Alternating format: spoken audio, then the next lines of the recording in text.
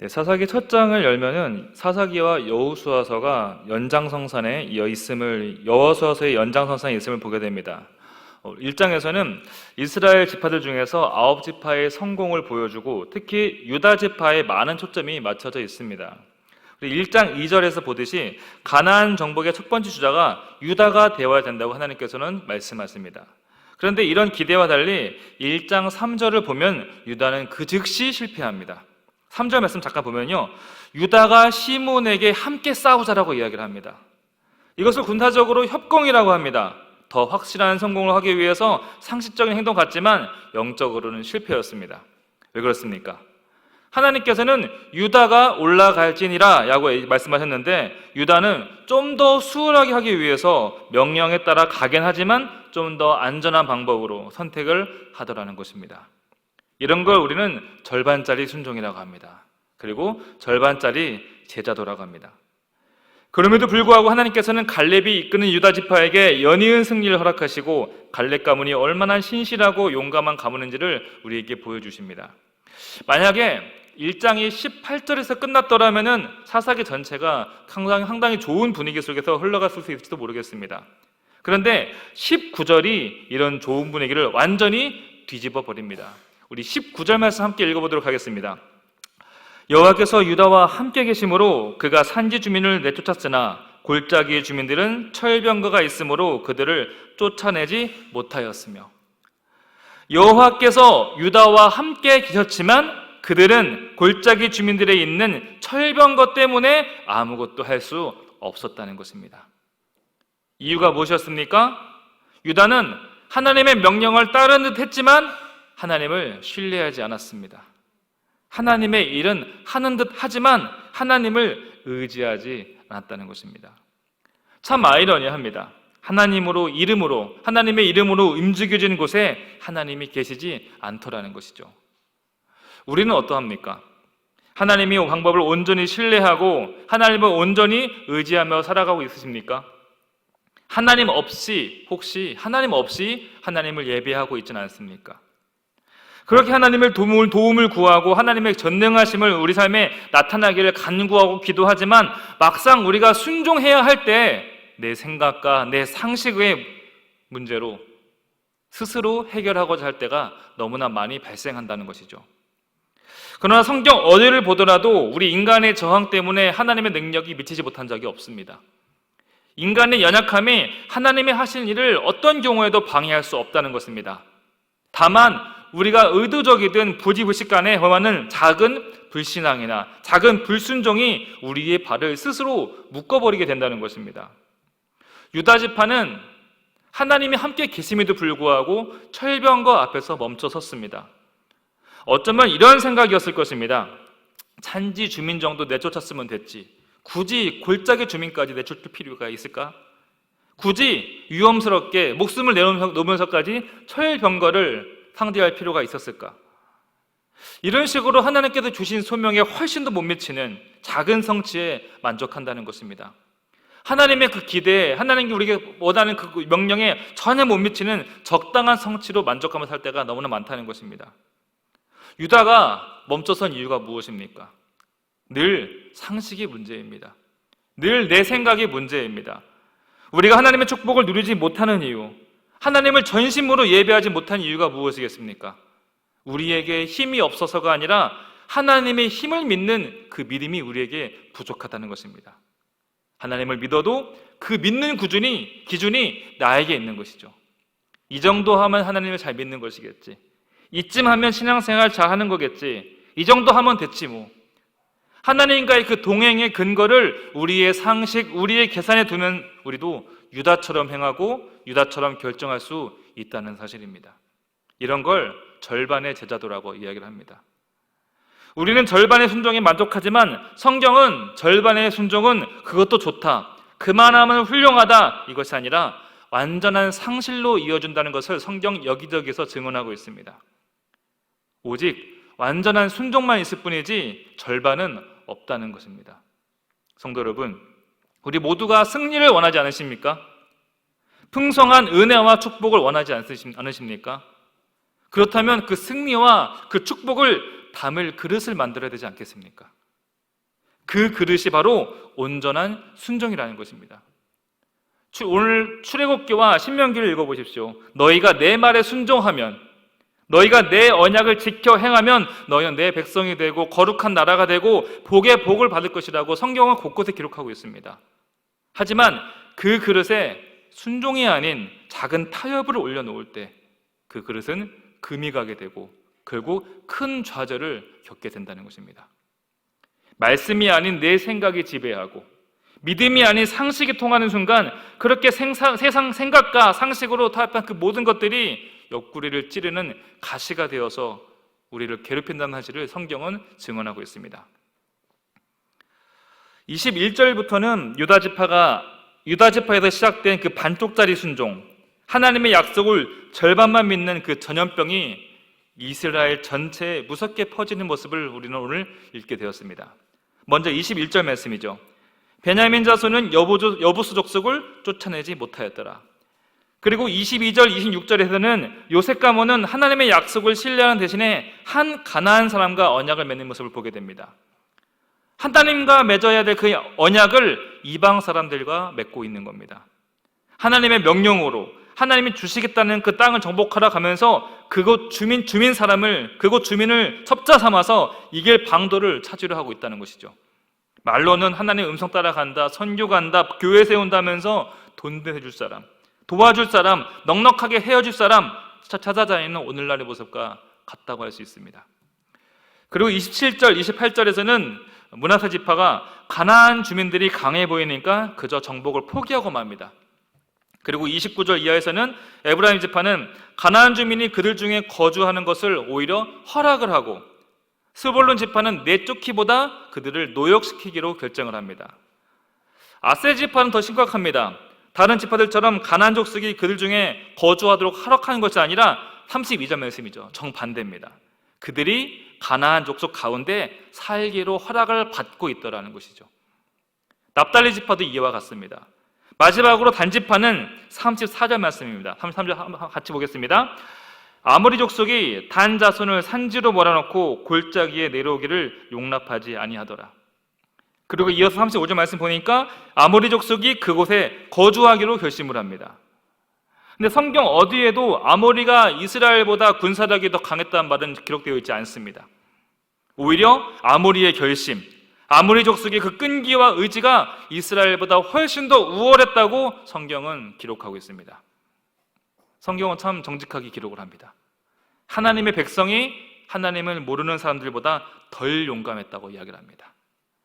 하나님 나라의 가치와 정체성을 가지고 하나님의 능력을 힘입은 백성이 그저 먹기 위해 살아가고 썩어 없어질 것을 위해 추구하면서 살아가는 세상 사람들보다 더 못하다라고 이야기를 하고 있습니다. 마치 전염병처럼 유다 지파부터 단 지파에 이르기까지 하나님의 명령 앞에서 못했다, 안 했다, 적당히 했다, 포기했다, 그리고 더 못하더라. 여러분, 오늘 본문이 우리에게 말하는 바가 무엇이겠습니까? 우리는 이 성경을 어떻게 읽어야 되겠습니까? 언뜻 1장을 보면은 사사기 1장은 위대한 정복 이야기 같습니다. 불과 두세 기 전만 해도 이스라엘은 자신들이 애굽을 벗어날 거라는 생각을 전혀 하지 못했습니다. 그런 그들이 애굽을 탈출하고 가나안 땅에 들어오고 땅을 분깃으로 받다 보니까 얼마나 위대하고 큰 일을 경험했습니까? 그러나 자세히 보면은 이스라엘은 하나님을 신뢰하지도 않고 순종하지도 않고 있다는 것이죠. 가나안 땅을 정화하기 위해서 그 땅에서 새로운 삶을 살도록 보내심 받은 건데 우상을 숭배하는 그들과 나란히 거주하며 그들의 질서에 편입되어 살아가고 있습니다. 이 모습이 어찌나 아슬아슬한지 마치 언제 터질지 모르는 수류탄을 땅속에 묻어두고 살아가는 모습과 흡사한 것 같습니다.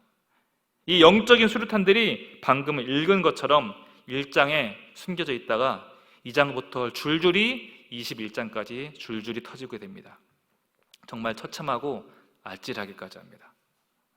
그럼 왜 이스라엘은 그들을 쫓아내지 않았을까요? 어쩌면 긴 시간 애굽의 포로로 있으면서 또한 긴 시간 광야에서 단순하고 단출한 삶을 살아가면서 화려한 그들의 삶이 부러웠을 수 있습니다. 마치 로마가 그리스를 정복하자마자 오히려 로마는 그리스 문화에 흠뻑 빠지게 되면서 로마가 그리스화가 되어지고 헬레니즘화가 되고 말았죠. 우리나라도 일본으로부터 독립하면서 그토록 싫어하는 일본에게서 온 문화를 그대로 수용하고 맙니다. 심지어 한국전쟁 이후로 정부의 국가 요직을 대부분 친일파에게 맡기게 되죠. 거부해야 되는 것은 알지만 그들이 가진 것에 대한 열등감, 두려움, 이런 부러움, 이런 것들이 선택의 길을 하게 된다는 것이죠. 더 쉬운 예로 광장에서 민주화를 외치던 사람들, 독재에 타도하며 소리치던 사람들이 막상 정치를 해보니까, 막상 여의도 땅을 밟아보니까 그건 문화에 동화되어지고 편입되어서 가나안 족속처럼 살게 되었지 않습니까? 우리 그리스도인들도 마찬가지입니다. 그렇게 하나님의 공의와 정의를 외치던 청년들이 직장만 들어가면 왜 그렇게 믿음이 송두리째 흔들리게 됩니까? 그렇게 주여 주여를 외치던 청년들이 왜 결혼만 하면 그 믿음을 송두리째 잃어버리게 됩니까? 복음 들고 어디든 가겠다, 무엇이든 할 수 있다라고 기도하고 찬양하던 우리들이었지만 직장 들어가고 결혼하고 나이가 들어서 이제는 못합니다, 안 합니다, 안 되겠습니다, 세상 사람보다 더 못한 모습으로 살아가고 있는 우리의 모습을 오늘날 우리는 마주하고 있습니다. 그리고 그 전염병이 이제는 자녀들에게 흘러갔습니다. 우리 아이 시험 끝내고 보낼게요, 취업 다 되면 교회 나가게 할게요. 무엇이 먼저인지 몰라서가 아닙니다. 하나님이 누구신지 몰라서도 아닙니다.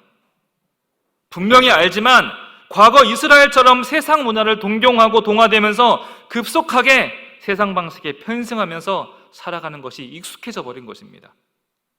사사기 1장만 떼어놓고 보면은 왜 이스라엘이 정복에 성공하지 못했는지에 대한 변명장입니다. 군사력이 열세였다, 굳이 희생을 해가면서 땅을 넓히는 것이 하나님 뜻이겠느냐? 아니다, 합리적인 타협이다, 훨씬 더 경제적이기는 실리적인 행동이었다. 저마다 타당한 이유들이 있는 것 같습니다. 사실 맞습니다. 이스라엘에는 철병거가 하나도 없는데 어떻게 가나안의 철병거를 몰아낼 수 있겠습니까?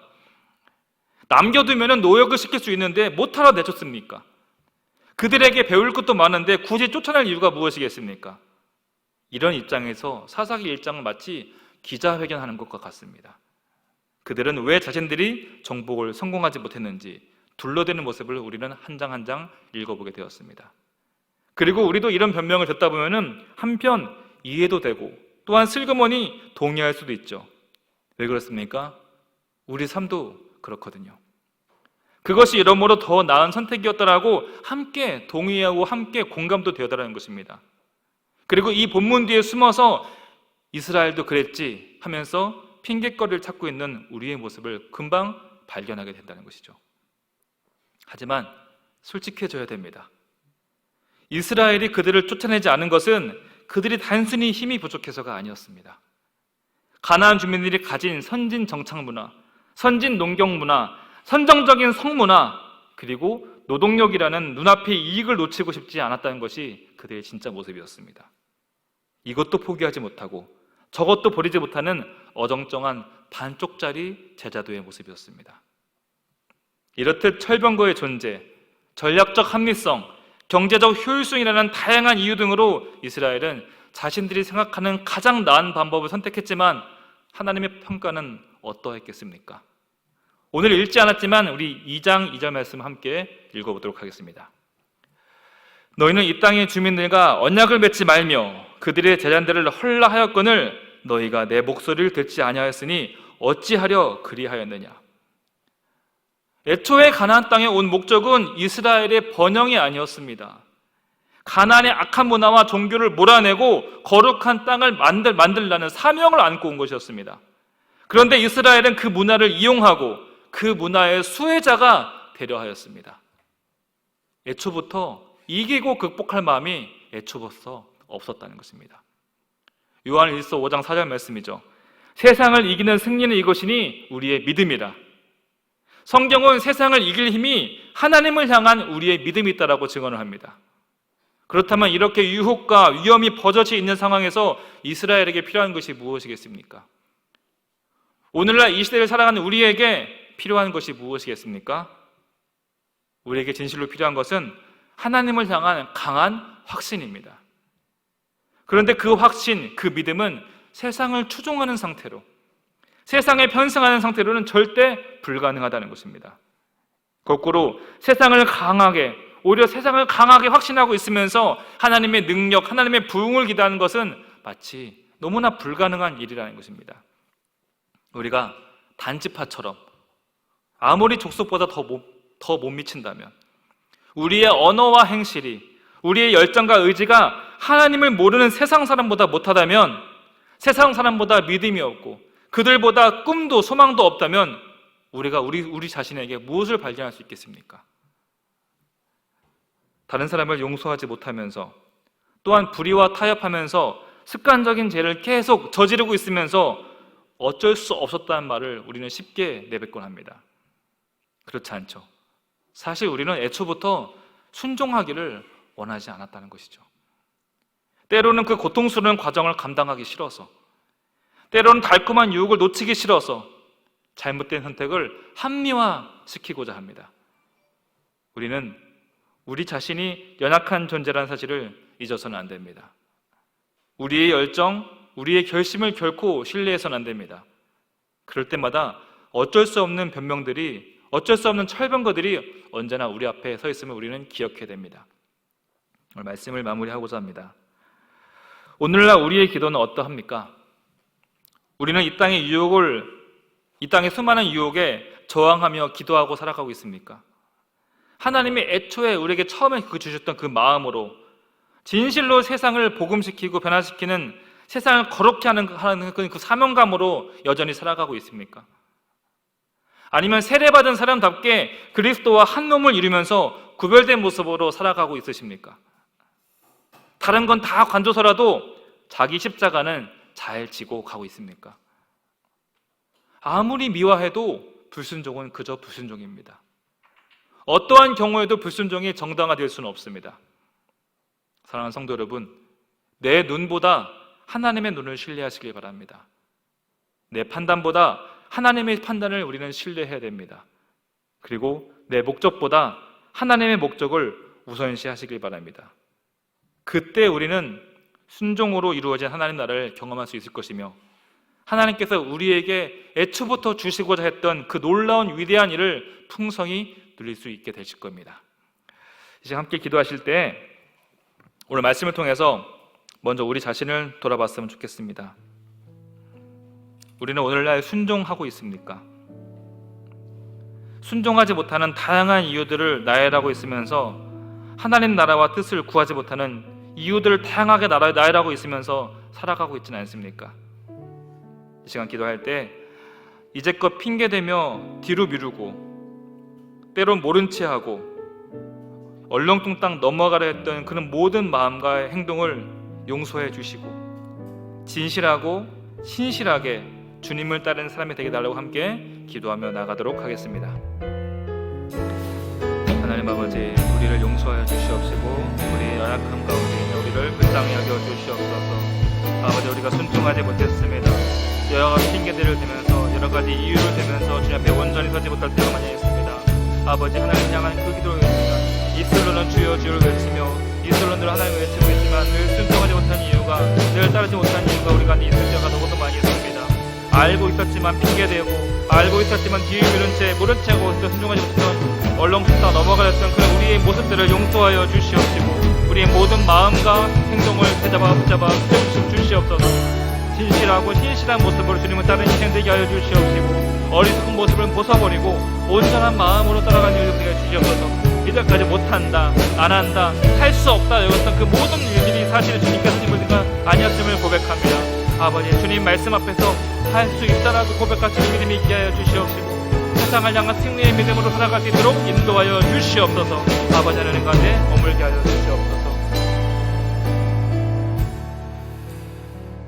때론 하나님보다 철병가가 더 커 보일 때가 있습니다. 하나님 말씀보다 세상 소리가 더 달콤해 보이고 하나님 나라보다 세상 나라가 더 좋아 보일 때도 있습니다. 그토록 은혜를 많이 받았으면서도 여전히 하나님을 모르는 연약한 우리들입니다. 주님, 하나님 향할 믿음을 회복시켜 주옵소서. 온전한 순종과 완전한 순종의 사람이 되게 하여 주옵소서. 한 번 더 기도하도록 하겠습니다. 아버지, 세상에 있는 많은 철병가가 있습니다. 세상에 있는 수많은 소리들이 들려지고 있습니다. 우리를 유혹하고 우리를 넘어지게 하고 우리로 하여금 착각하고 헷갈리게 하는 많은 소리들이 있사오니 우리를 용서하여 주시옵시고 온전한 순종의 사람이 되게 하여 주시옵소서. 주님이 말씀하실 때 순전히 가겠다 말씀한 사람 되게 하여 주시옵시고, 주님이 가라 말씀하실 때 내가 여기 있사오니 나를 보내주시옵소서. 당당하게 말할 수 있는, 외칠 수 있는 그 믿음의 갈렙과 같은 사람이 되게 하여 주시옵소서. 반쪽짜리 순종을 용서하여 주시옵시고 반쪽짜리 제자들을 용서하여 주시옵시고 온전히 주님 앞에서 온전한 씀을 따르며 십자가의 길을 걸어갈 수 있는 믿음의 사람 되게 하여 주시옵소서. 아버지, 이제까지 가서 은혜 이것을 용서해 주시옵소서. 이그 세상의 작은 소리 흔들리지 않게 하여 주시옵시고 우리가 참된 것을 선택하고 참된 것을 잃고 온전히 나갈 수 있는 그런 믿음의 사람이 되게 하여 주시옵소서. 예수님의 이름으로 기도드립니다.